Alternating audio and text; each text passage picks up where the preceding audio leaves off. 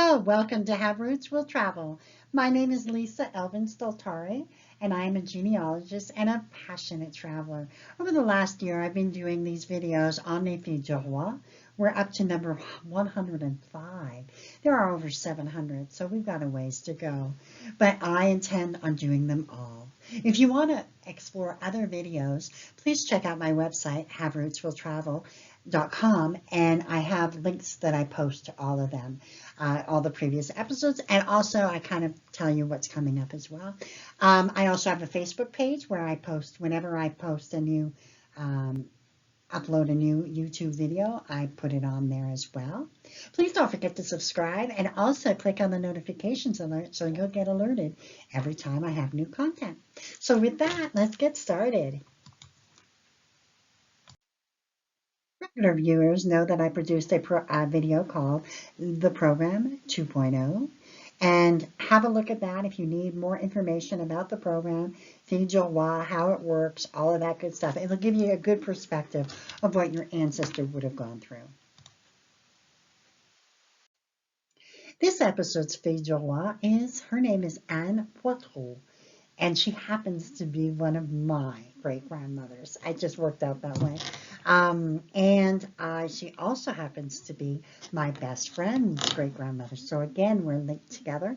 And one of my very dearest friends from my teenage years and my young adult, who we share we are 3 days apart. She knows who she is.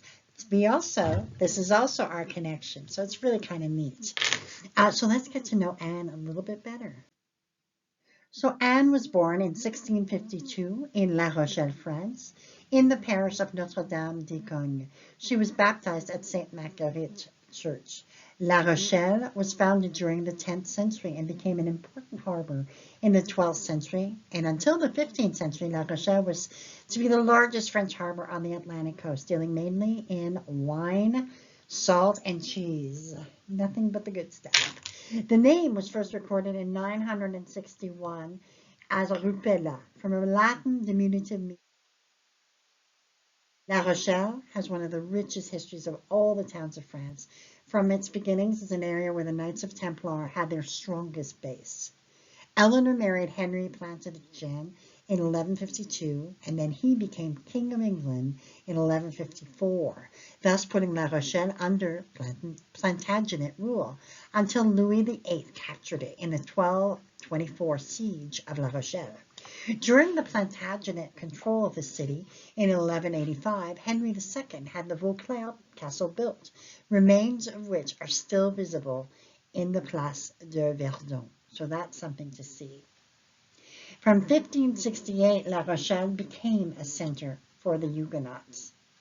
It was in La Rochelle that the Protestant revolutions occurred and created the uprising that would become known as the Siege of La Rochelle. Throughout the 1600s, the Huguenots were expelled from La Rochelle. Do we have any idea if Anne was a Huguenot? Well, of course, she was Protestant. She was baptized in a Protestant church. So this is really interesting when we find this out. So what happened to her? What did she do? And I just want to point out, for those of you, it is contained in that region of Nouvelle-Aquitaine, and it is found in the region of Charente. So you can see exactly, it's really on the coast. And this is the harbor of La Rochelle, and this picture here is the actual Notre-Dame de Gagne where she would have been baptized. Let's find out how and when she comes over. So at about the age of 16, Anne gets on a ship called La Nouvelle France and emigrates as a fille du roi and arrives in Quebec City on July 3rd, 1668. I do not have any information about her parents, whether or not they were alive. Perhaps she just, at 16, I would suspect that her parents either were in very meager means or had just passed. That's my guess. So the groom that selects her and who she selects, his name is René Bruno de Jolicoeur. Jolicoeur means, by the way, happy heart. So it's just a really nice word. He's born in 1641 in the parish of Saint-Jean Baptiste in Poitiers in the old province of Poitou. If you'll look, you'll see that it is actually part of Nouvelle-Aquitaine, and he is now in the department of Vienne. And that is where you can, if you go to where your ancestor is, because that's what I would like to do, that's where you're going to find the old city of Poitiers. The Baptistery of Saint Jean is a Roman Catholic church. It's actually reputed to be the oldest existing Christian building in the West. It was constructed around 360. It's amazing to me. Obviously being, rebuilt and all of that. But the Poitiers, where he's from, is a city on the Claine River in the west central France. It is a commune and the capital of the Vienne department. It has a population of about 88,000. Eleanor of Aquitaine frequently resided in this town, which she embellished and fortified, and in 1199 entrusted with communal rights. In 1152, she married the future king of England in Poitiers Cathedral. History steeped Poitiers was founded by the Pictons, a Gaulish tribe, and rose to prominence as the former capital of Poitou. Turning point came in AD 732, when somewhere near Poitiers, the exact site is not known, the cavalry of Charles Martel defeated the Muslim forces of Abd-ar-Rahman, governor of Cordoba, thus ending Muslim attempts to conquer France. And until the revolution, this really amazing city was known as the town of 100 bell towers. The remarkable churches that remain today are in part a legacy of Eleanor of Aquitaine's financial support. So you got to go here if this is your ancestry. I'm just amazing. This is the picture of what I imagine how beautiful it must be, filled with churches and cobblestone streets and all that history. I mean, this is really history. Just amazing place that René would have come from. So let's see. He now leaves the old and goes to the new. And why does he come?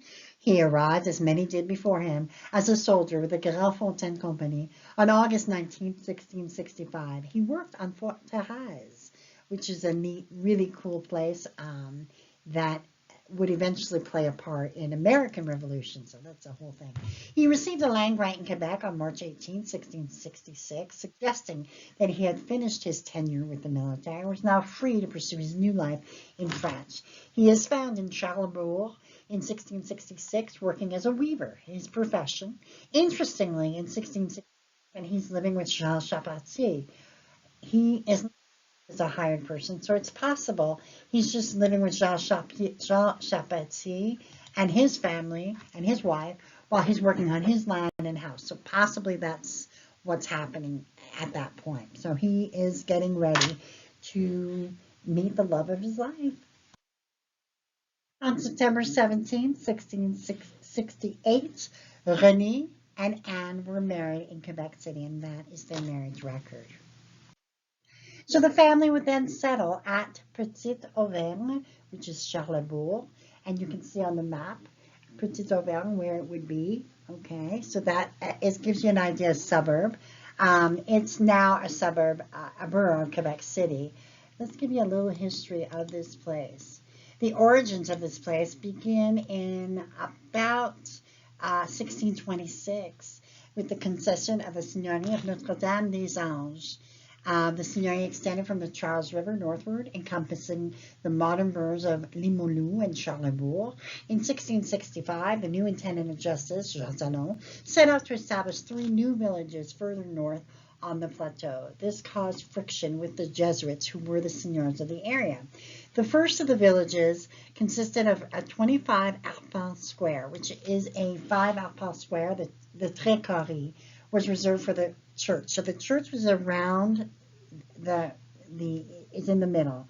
And the homes of the settlers located on the periphery of the Très Carré in their trapezoidal plots of land form a star shape. The second village, which is a semicircular due to the lack of space, was established just to the south at Petite Auvergne, which is where they were. And the third was established in 1667 in Bourg-Royal.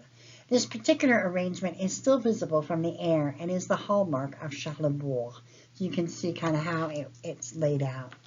It is first and foremost an agricultural area. you can see where Charlebourg, I'm referring to it as Charlebourg because Petit Orvang was so small. It's the whole of Petit Orvang and Bourg Royal and Charlebourg form an entire, kind of place, even though they're three separate. Think of it like Ile d'Orléans. Ile d'Orléans is one, but they had different places, different sectors. So it's kind of like that. The church that was built in there was not there, obviously, when they were inhabiting. But there is a drawing that I found from 1696, which is remarkable. And so that gives you kind of an idea of where they reside. It's very, very historic place. And if you want to know Quebec, you really need to go here. This is really, other than Ile d'Orléans, this is kind of really a historic place. So let's have a look at the family that they built. They had 10 children. Their firstborn, unfortunately, died in infancy. Anne is my ancestor, and she married Jean Mignot and had 7 children, 4 of whom survived, thankfully.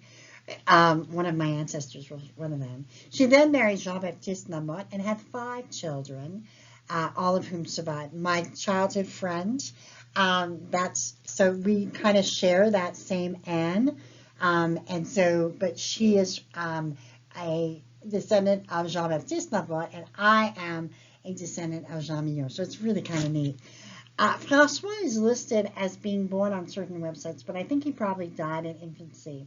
Louis also died young. Nicolas died in infancy. Marie-Madeleine died at 11 years of age. Jeanne married François Duclos and had 2 children, both of whom made it to adulthood. She then married Alexandre Demy and had 2 more children, both of whom made it to adulthood. Marguerite married Hilaire Martin and had 3 children, one of whom made it to adulthood. She then married Charles Giroux and had 3 children, all of whom survived. This is the line that my best friend comes from. Marie Charlotte married Simon Didier and had 2 children, both of whom survived. She then married Claude Lampreau and had 3 children, all of whom survived. She most likely died between 1719 and 1720, as Claude remarried in 1720. That's the best guess I have. And René and Nicolas would both die in infancy. So there's a lot of tragedy, even though they had children. They had 10 children, but there was a lot that did not make it. So that is really I can't imagine what Anne went through. René and Anne sold their house and property back to the Jesuits on October 23rd, 1696. This is the first time I don't have a death record for either of my couple. René is present at the marriage of his daughter Marie-Madeleine in 1699, but is listed as deceased when their daughter Marie Charlotte was married in 1703, so sometime in between then. We do not hear anything about Anne, so we assume that Anne dies sometime after 1696, but before 1699. So that is, and we're assuming that they were buried at Petit Orvang or Charlebourg in the cemetery that is there. That is all we know, but just a remarkable couple. Here are some resources for you. La Société des Filles du Roi, of which I am a member and the membership chair. It is a lineage society that you join, but the website is free to use on some pages. You can have a look at that. Quebec Genealogical E-Society, wonderful society, where there's a great many resources for Quebec. Quebec searches and that sort of thing. I would urge you to have a look at that. I've listed all the websites, all the addresses in the notes. And we have Nos Origines, number 3, free site. Love that site. Généalogie Québec, which is a paying site. I could not do my work without it. It is, for me, the Quebec version of Ancestry.com. And then 5, Migration, is everything you ever wanted to know about Les Filles du Roi. It's an amazing site. And number 6, Facebook. I'm not a big Facebook person, but I love this site, and I go on there all the time to check out stuff. Wonderful Facebook. So those are my top 6 so far. Send me any ones that you love. I'd love to post them as well. And with that, we end episode number 105, Anne Poitraud. She is, unfortunately, we do not know when she passed. We know that she definitely made an impact, and was one of those pioneers in that sector of Charlesbourg. And the fact that as of 1729, there are 114 descendants of this amazing couple who withstood, the loss of several children, but stayed together and basically died within a few years of each other. A true love story, and I love seeing that. I think it's remarkable, and I'm grateful for sure because I wouldn't be here if it weren't for Anne. So, and I love the linkages between two of my dearest friends. Just amazing that we both share Anne. We all three share Anne as a great grandmother. So love seeing that, and we thank them for their gifts, for their contributions, for their sacrifices. We bless their memories. And I will see you on episode number 106. Until then, au revoir.